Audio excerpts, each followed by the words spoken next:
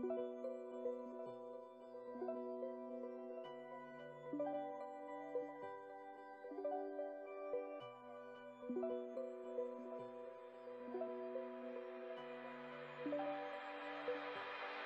மக்களே, welcome to வாங்க ருசிக்கலாம். Today நம்ம ஒரு இன்ட்ரெஸ்டிங்கான ரெசிபி பார்க்கலாம்.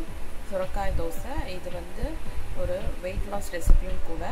இது டயபெட்டிஸ் பேஷண்ட்ஸ்க்கு எல்லாம் நல்லது. சுரக்காய் சாப்பிடாதவங்க இந்த மாதிரி பண்ணி கொடுத்தீங்கன்னா வந்து சாப்பிடுவாங்க.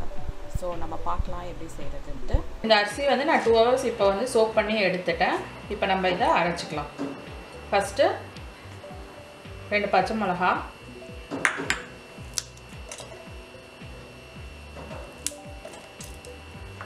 மிளகு, ஜீரகம், அப்புறம் இந்த மாதிரி சுரக்காய் வந்து நான் பீசஸ் பண்ணி வச்சுருக்கேன். உள்ளே அந்த சீட்ஸ் இருந்தால் அதை எடுத்துடுங்க.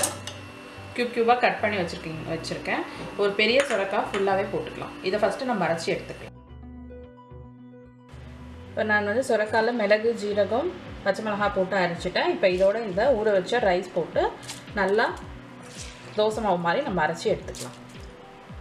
இப்போ பாருங்கள், இந்த மாதிரி நம்ம அரைச்சி எடுத்துக்கலாம். இந்த மாதிரி நம்ம தோசை மாவு மாதிரி அரைச்சி எடுத்தாச்சு. இப்போ நான் இந்த டிஷ்ஷுக்கு தேவையான சால்ட் போட்டுடுறேன். இதை நீங்கள் அப்படியே இப்போ வந்து தோசைக்கல்லில் போட்டு தோசை போட்டுடலாம். எப்படி போடலான்னு பார்க்கலாம். புளிக்க வைக்கணுன்ற அவசியம் இல்லை, அப்படியே சுடலாம். தோசைக்கல் நல்லா காஞ்சிடுச்சு. இப்போ நம்ம தோசை எப்படி போடலான்னு பார்க்கலாம். நார்மல் தோசை மாதிரியே இது ஊற்றலாம். வேணும்னா உங்களுக்கு வந்து ரவை தோசை மாதிரியும் நீங்கள் ஊற்றிக்கலாம். கொஞ்சம் மாவில் இன்னும் கொஞ்சம் தண்ணி சேர்த்துட்டு ரவை தோசை மாதிரியும் ஊற்றிக்கலாம். இந்த மாதிரி தோசை மாதிரி நீங்கள் ஊற்றினதுக்கப்புறம் இதை வந்து மூடி வச்சு குக் பண்ணுங்கள். கண்டிப்பாக இது மூடி வச்சு குக் பண்ணால் தான் அந்த வந்து சுரக்காய் வந்து குக் ஆகும். ஸோ அதனால் மூடி வச்சு இதை குக் பண்ணுங்கள். உங்களோட சுரக்காய் தோசை பாருங்கள். நீங்கள் யூஸ்வலாக நார்மல் அடை தோசை, இட்லி மாவு தோசைக்கு பதிலாக இந்த மாதிரி ஒரு வாட்டி செஞ்சு சாப்பிடலாம். இது ரொம்ப ஹெல்த்தியான ரெசிபி. இது வெயிட் லாஸ் ரெசிபி கூட. எங்கள் டிஷ் பிடிச்சிருந்தா எங்கள் சேனல் சப்ஸ்கிரைப் பண்ணுங்கள், லைக் பண்ணுங்கள், ஷேர் பண்ணுங்கள். தேங்க்ஸ் ஃபார் வாட்சிங் திஸ்.